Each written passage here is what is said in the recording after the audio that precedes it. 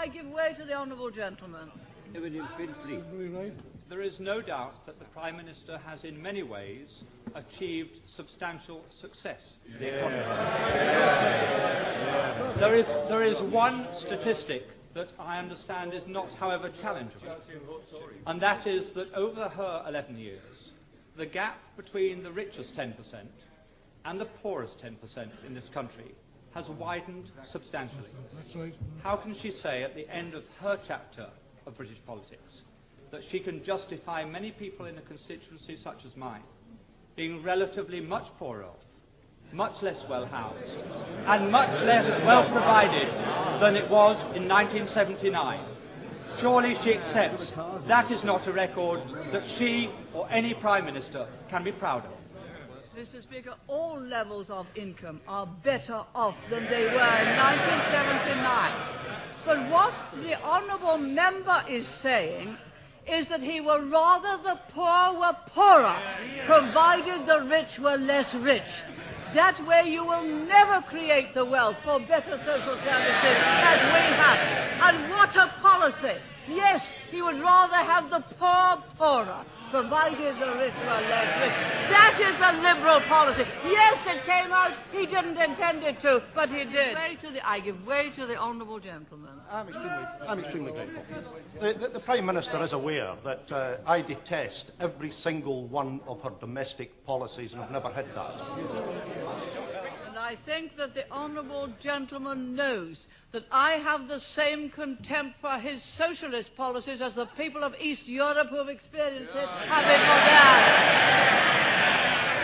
I think I must have hit the right nail on the head when I pointed out that the logic of those policies are they'd rather have the poor poorer. Once they start to talk about the gap, they'd rather the gap was that. Down here. That. Not that. But that. So long as the gap is smaller, so long as the gap is smaller, they'd rather have the poor poorer. You do not create wealth and opportunity that way. You do not create a property-owning democracy that way. To the honourable gentleman. I'm most grateful to the Prime Minister.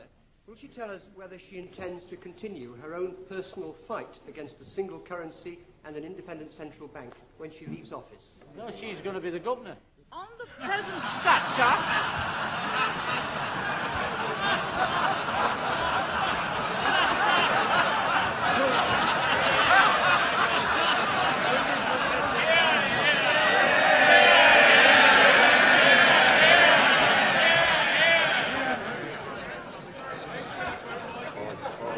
Order. The Prime Minister. what a good idea.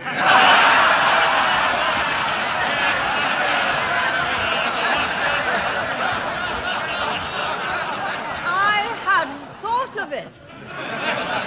But if I were, there'd be no European Central Bank accountable to no one, least of all to national parliaments. Because the point of that kind of European Central Bank is no democracy, taking powers away from every single parliament and being able to have a single currency and a monetary policy and an interest rate which takes all political power away from us. As my right honourable friend said in his first speech, after the proposal of a single currency is about the politics of Europe. It is about a federal Europe by the back door. So I'll consider the honourable gentleman's proposal. Now, where were we? I'm enjoying this.